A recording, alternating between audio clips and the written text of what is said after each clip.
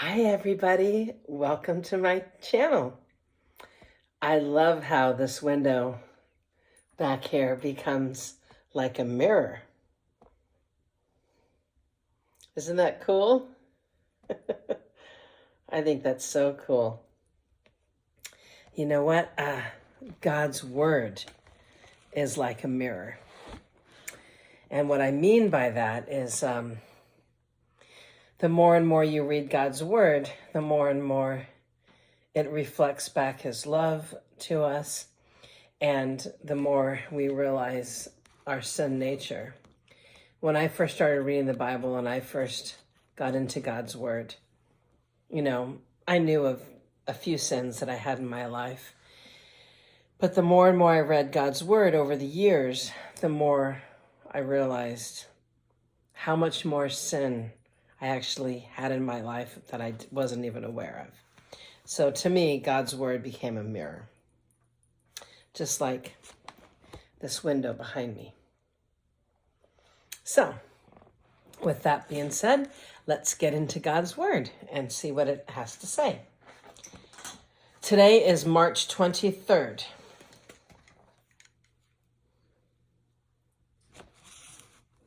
And today we are in Joshua 3, 1 through 17. The Israelites crossed the Jordan. Early the next morning, Joshua and all the Israelites left Assia Grove and arrived at the banks of the Jordan River, where they camped before crossing. 3 days later, the Israelite officers went through the camp, giving these instructions to the people. When you see the Levitical priests carrying the Ark of the Covenant of the Lord your God, move out from your positions and follow them. Since you have never traveled this way before, they will guide you. Stay about half a mile behind them, keeping a clear distance between you and the ark. Make sure you don't come any closer. Then Joshua told the people, "Purify yourselves, for tomorrow the Lord will do great wonders among you." In the morning, Joshua said to the priests, "Lift up the Ark of the Covenant and lead the people across the river." And so they started out and went ahead of the people. The Lord told Joshua, "Today I will begin to make you a great leader in the eyes of all the Israelites. They will know that I am with you, just as I was with Moses. Give this command to the priests who carry the Ark of the Covenant. When you reach the banks of the Jordan River, take a few steps into the river and stop there." So Joshua told the Israelites, "Come and listen to what the Lord your God says. Today you will know that the living God is among you. He will surely drive out the Canaanites, Hittites, Hivites, Perizzites, Gershites, Amorites, and Jebusites ahead of you." That's a lot of families to have to get rid of. A lot of people. "Look, the Ark of the Covenant, which belongs to the Lord of the whole earth, will lead you across the Jordan River. Now choose 12 men from the tribes of Israel, one from each tribe. The priests will carry the Ark of the Lord and the Lord of all the earth. As soon as their feet touch the water, the flow of water will be cut off upstream, and the river will stand up like a wall." So the people left their camp to cross the Jordan, and the priests who were carrying the Ark of the Covenant went ahead of them. It was the harvest season, and the Jordan was overflowing its banks. But as soon as the feet of the priests who were carrying the ark touched the water at the river's edge, the water above that point began backing up a great distance away at a town called Adam, which is near Zarthan. And the water below that point flowed onto the Dead Sea until the riverbed was dry. Then all the people crossed over near the town of Jericho. Meanwhile, the priests who were carrying the Ark of the Lord's covenant stood on dry ground in the middle of the riverbed as the people passed by. Gosh, this is awesome. God's done this twice now. Moved water. He can do anything. Wow. They waited there until the whole nation of Israel had crossed the Jordan on dry ground. Joshua 4, 1 through 5 through 1. Memorials to the Jordan crossing. When all the people had crossed the Jordan, the Lord said to Joshua, "Now choose 12 men, one from each tribe. Tell them, take 12 stones from the very place where the priests are standing in the middle of the Jordan. Carry them out and pile them up to the place where you will camp tonight." So Joshua called together the 12 men he had chosen, one from each of the tribes of Israel. He told them, "Go into the middle of the Jordan in front of the ark of the Lord your God. Each of you must pick up one stone and carry it out on your shoulder. 12 stones in all, one for each of the 12 tribes of Israel. We will use these stones to build a memorial. In the future, your children will ask you, 'Well, what do these stones mean?' Then you can tell them, 'They remind us that the Jordan River stopped flowing when the ark of the Lord's covenant went across. These stones will stand as a memorial among the people of Israel forever.'" So the men did as Joshua had commanded them. They took 12 stones from the middle of the Jordan River, one for each tribe, just as the Lord had told Joshua. They carried them to the place where they camped for the night and constructed the memorial there. Joshua also set up another pile of 12 stones in the middle of the Jordan at the place where the priests who carried the Ark of the Covenant were standing, and they are there to this day. The priests who were carrying the ark stood in the middle of the river until all of the Lord's command that Moses had given to Joshua were carried out. Meanwhile, the people hurried across the riverbed, and when everyone was safely on the other side, the priest crossed over with the ark of the Lord as the people watched. The armed warriors from the tribes of Reuben, Gad, and the half-tribe of Manasseh led the Israelites across the Jordan, just as Moses had directed. These armed men, about 40,000 strong, were ready for battle, and the Lord was with them as they crossed over the plains of Jericho. That day the Lord made Joshua a great leader in the eyes of all the Israelites, and for the rest of his life they revered him as much as they had revered Moses. Then the Lord said to Joshua, "Command the priest carrying the Ark of the Covenant to come up out of the riverbed." So Joshua gave the command. As soon as the priests carrying the Ark of the Lord's Covenant came up out of the riverbed, and their feet were on high ground, the water of the Jordan returned and overflowed its banks as before. The people crossed the Jordan on the 10th day of the first month. Then they camped at Gilgal, just east of Jericho. It was there at Gilgal that Joshua piled up the 12 stones taken from the Jordan River. Then Joshua said to the Israelites, "In the future, your children will ask, 'What do these stones mean?' Then you can tell them, 'This is where the Israelites crossed the Jordan on dry ground. For the Lord your God dried up the river right before your eyes, and he kept it dry until you were all across, just as he did at the Red Sea, when he dried it up until we had all crossed over. He did this so all the nations of the earth might know that the Lord's hand is powerful, and so that you might fear the Lord your God forever." Yes, when all the Amorite kings west of the Jordan and all the Canaanite kings who lived among the Mediterranean coast heard how the Lord had dried up the Jordan River so the people of Israel could cross, they lost heart and were paralyzed with fear because of them. Joshua 5:2-12. Israel reestablishes covenant ceremonies. At that time, the Lord told Joshua, "Make flint knives and circumcise this second generation of Israelites." So Joshua made flint knives and circumcised the entire male population of Israel at Gilbreth Haraloth. Oh, would not want that job. Joshua had to circumcise them because all the men who were old enough to fight in battle when they left Egypt had died in the wilderness. Those who left Egypt had all been circumcised, but none of those born after the Exodus during the years in the wilderness had been circumcised. The Israelites had traveled in the wilderness for 40 years until all the men who were old enough to fight in battle when they had left Egypt had died, for they had disobeyed the Lord.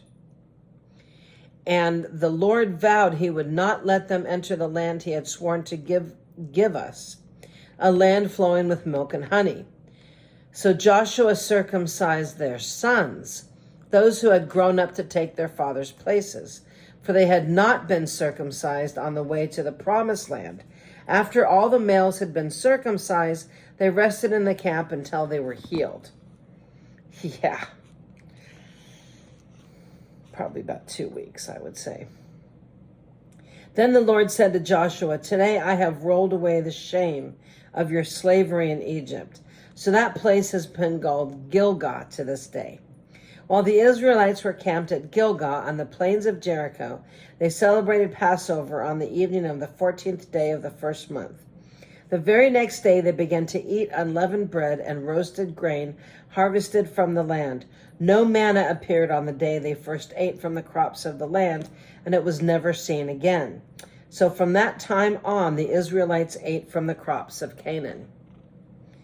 The Lord commander confronts Joshua. Joshua 5:13 through 15. When Joshua was near the town of Jericho, he looked up and saw a man standing in front of him with the sword in his hand. Joshua went up to him and demanded, "Are you a friend or a foe?" "Neither one," he replied. "I am the commander of the Lord's army." At this, Joshua fell with his face to the ground in reverence. "I am at your command," Joshua said. "What do you want your servant to do?" The commander of the Lord's army replied, "Take off your sandals, for the place where you are standing is holy." And Joshua did as he was told.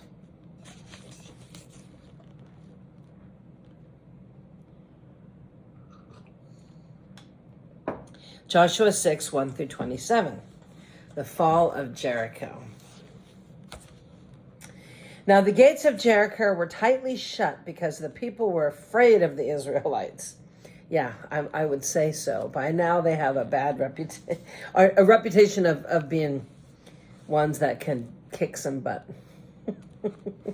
So they have a pretty strong reputation. Just my opinion. So the gates of Jericho were tightly shut because the people were afraid of the Israelites. So no one was allowed to go out or in. But the Lord said to Joshua, "I have given you Jericho, its king, and all of its strong warriors. You and your fighting men should march around the town once a day for 6 days. 7 priests will walk ahead of the ark, each carrying a ram's horn. On the 7th day, you are to march around the town 7 times with the priests blowing horns. When you hear the priests give one long blast on the ram's horn, have all the people shout as loud as they can. Then the walls of the town will collapse, and the people can charge straight into the town." So Joshua called together the priests and he said, "Take up the ark of the Lord's covenant and assign 7 priests to walk in front of it, each carrying a ram's horn." Then he gave orders to the people, "March around the town, and the armed men will lead the way in front of the ark of the Lord." After Joshua spoke to the people, the 7 priests with the ram horns started marching in the presence of the Lord, blowing the horns as they marched. And the ark of the Lord's covenant followed behind them. Some of the armed men marched in front of the priests with the horns, and some behind the ark, with the priests continually blowing the horns. "Do not shout, do not even talk," Joshua commanded. "Not a single word from any of you until I tell you to shout. Then shout." So the ark of the Lord was carried around the town once a day, and then everyone returned to spend the night in the camp. Joshua got up early the next morning, and the priests again carried the ark of the Lord. The 7 priests with the ram's horn marched in front of the ark of the Lord, blowing their horns. Again, the armed men marched both in front of the priests with the horns and behind the ark of the Lord. All this time the priests were blowing their horns. On the 2nd day, they again marched around the town once and returned to the camp. They followed this pattern for 6 days. On the 7th day, the Israelites got up at dawn and marched around the town as they had done before. But this time they went around the town 7 times. The 7th time around, as the priests sounded the long blast on their horns, Joshua commanded the people, "Shout, for the Lord has given you the town." Jericho and everything in it must be completely destroyed as an offering to the Lord. Only Rahab the prostitute and the others in her house will be spared, for she protected our spies. Do not take any of the things set apart for destruction, or you yourselves will be completely destroyed, and you will bring trouble on the camp of Israel. Everything made from silver, bronze, gold, or iron is sacred to the Lord and must be brought into his treasury. When the people heard the sound of the ram's horn, they shouted as loud as they could. I could imagine just screaming and shouting. Suddenly the walls of Jericho collapsed, and the Israelites charged straight into town and captured it. They completely destroyed everything in it with their swords, men and women, young and old, cattle, sheep, goats, and donkeys. Meanwhile, Joshua said to the two spies, "Keep your promise. Go to the prostitute's house and bring her out along with her family." The men who had been spies went in and brought out Rahab, her father, mother, brothers, and all the other relatives who were with her. They moved her whole family to a safe place near the camp of Israel. Then the Israelites burned the town and everything in it. Only the things made from silver, bronze, gold, or iron were kept for the treasury of the Lord's house. So Joshua spared Rahab the prostitute and the relatives who were with her in the house, because she had hidden the spies Joshua sent to Jericho, and she lives among the Israelites to this day. At the time, Joshua invoked this curse. May the curse of the Lord fall on anyone who tries to rebuild the town of Jericho. At the cost of its firstborn son, he will lay its foundation. At the cost of his youngest son, he will set up his gates. So the Lord was with Joshua, and his reputation spread throughout the land. Joshua was a warrior. Yes, he was a mighty warrior. Thank you for being here tonight. I appreciate it. And may the Lord bless you and keep you, and may his face shine upon you and give you rest and give you peace. God bless you.